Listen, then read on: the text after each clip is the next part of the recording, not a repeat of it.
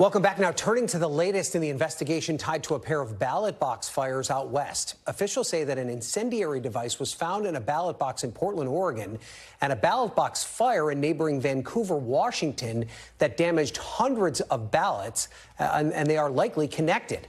An identical Volvo was spotted at both scenes, and the use of that incendiary device in Portland was described as similar in nature to what happened in Vancouver. Democratic Congresswoman Gluesenkamp Perez, who represents the Vancouver, Washington area, is calling for round-the-clock law enforcement presence at all ballot drop boxes locations in that county.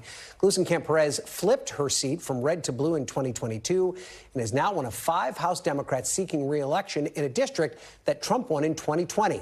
She's in a tough race against Trump-backed Republican Joe Kent in a seat that could be key to which party controls Congress next year.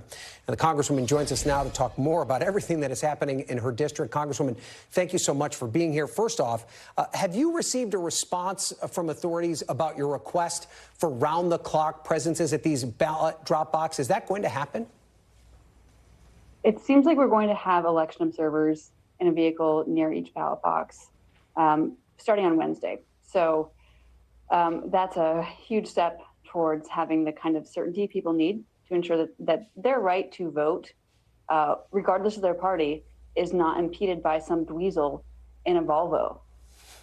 And so describe for me who these monitors would be. It wouldn't be law enforcement. Would they be volunteers? Would they be from the respective parties? Who are they? No, these are paid nonpartisan staff for the elections office. This is elections officials. Okay. And how many ballot boxes are we talking about here? How big of an effort would this be to monitor all of these locations? 22. So it's not insignificant. And, that says nothing of trying to reach out to people. There's not a list of who was impacted by this. We have all vote by mail, which is, the gold standard in election security. But the reports by the auditor's office on the daily ballot receipts indicate that it could have been at least 1,000 votes that were impacted. And so to that point, if either you or your challenger, Joe Kent, wins by just a few hundred votes and perhaps 1,000 ballots were impacted by this, do you worry that the fire could undermine the legitimacy of the results? Well, I'm mostly upset about this as an American who's concerned that our system of voting, of each person having the right to engage in our political process, is being impeded by these weirdos. We don't know who did it, but we do know that patriotic, community-minded Americans don't take a match to other people's ballots.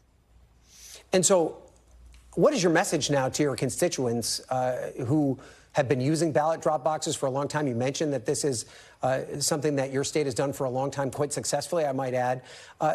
You do feel confident there will be surveillance at these locations. Does that make you confident enough to tell your supporters and other constituents that they can feel comfortable putting their ballots in these drop boxes? Absolutely. This is a secure process. There will be observers there to make sure that there's quick response if another attack does occur.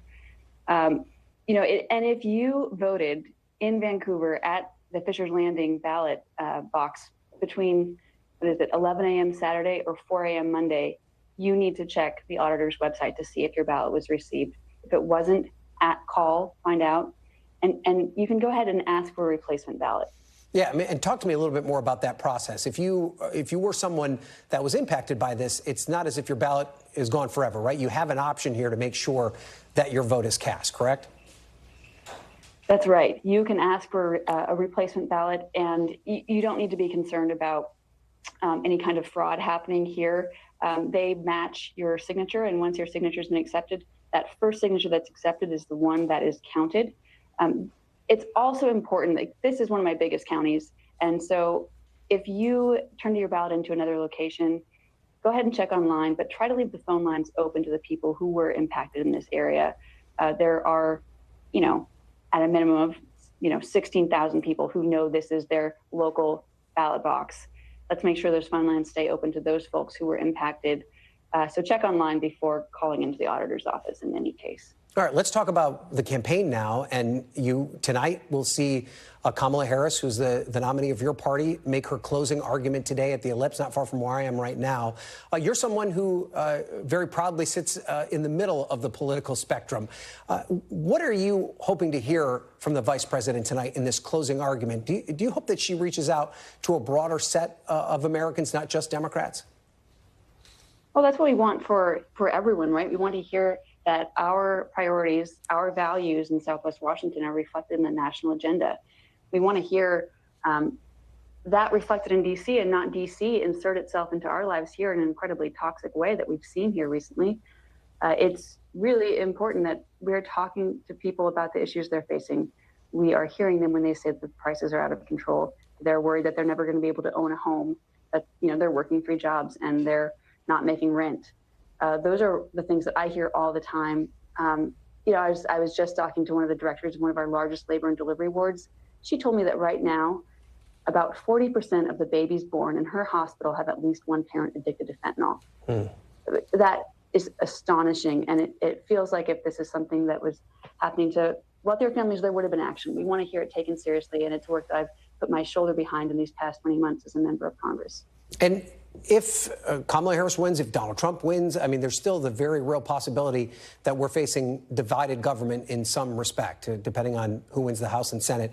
If you win, once again, you will be looked upon to be a kind of a bipartisan voice when it comes to these conversations. How can that look? If we have a Republican in the White House, Democrats in the House, Republicans in the Senate, how will you get anything done, especially when the track record of Congress has not been that great over the past couple of election cycles?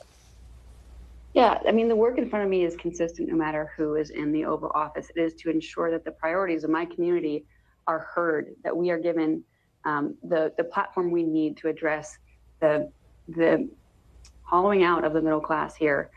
I will always have my community at the center of every vote I take. And, my experience running an auto repair shop as somebody that lives in a rural community on a gravel road, mother of a 3-year-old, my experience is what informs my worldview and my bipartisan voting record.